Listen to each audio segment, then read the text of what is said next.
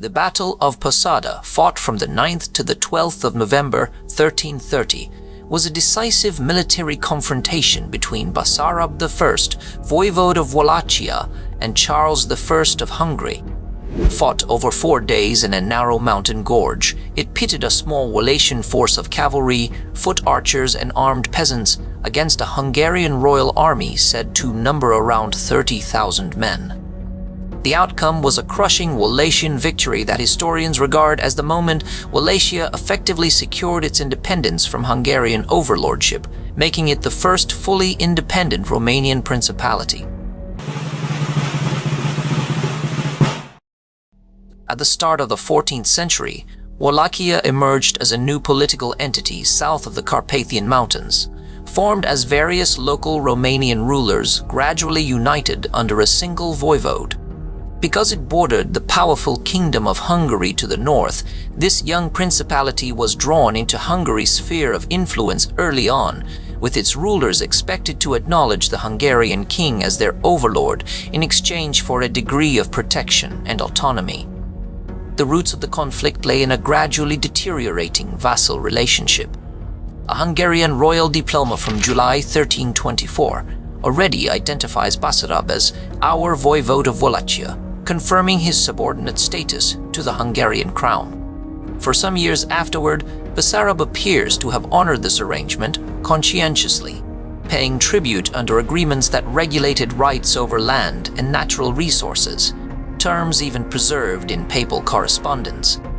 This cooperation broke down after 1325, when Basarab seized the strategic fortress of Severin, and definitively from 1327, when he stopped paying tribute altogether.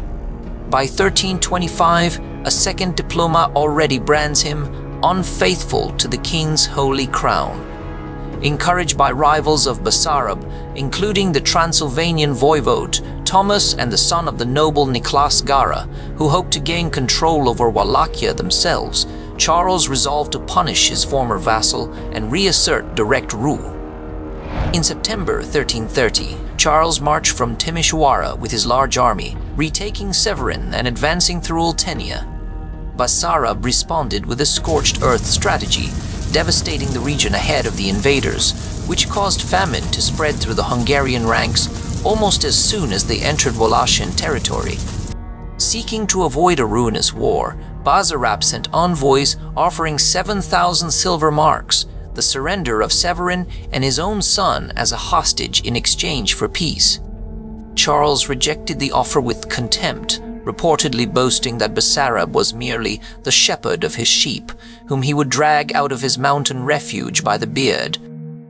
The Hungarian army advanced to Curtea de Erges, Wallachia's main seat, found it abandoned, and burned it on the king's orders.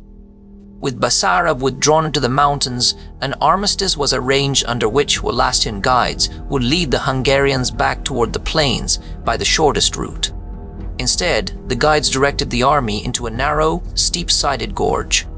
There, Wallachian fighters attacked from the heights on both sides, raining down arrows, stones, and felled trees, while ditches dug across the pass sealed off any retreat.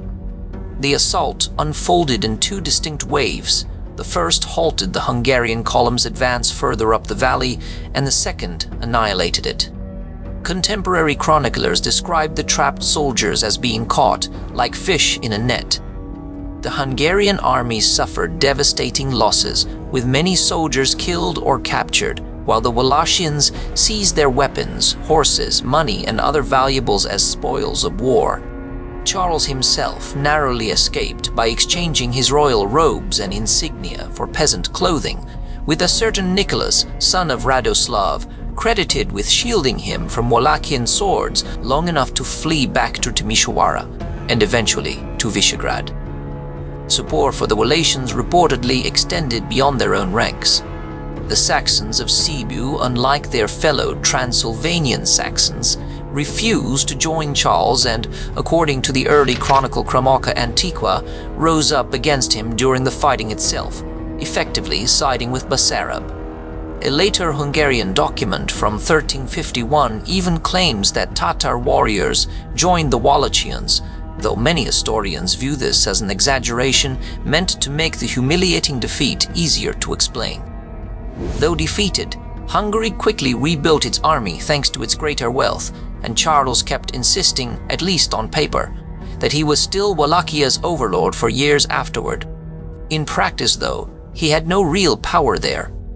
Tensions between the two states stayed unresolved until 1344, when Basarab sent his son Alexandru to restore relations. Posada therefore marks the true beginning of Wallachia's independence, even if it wasn't officially recognized until later.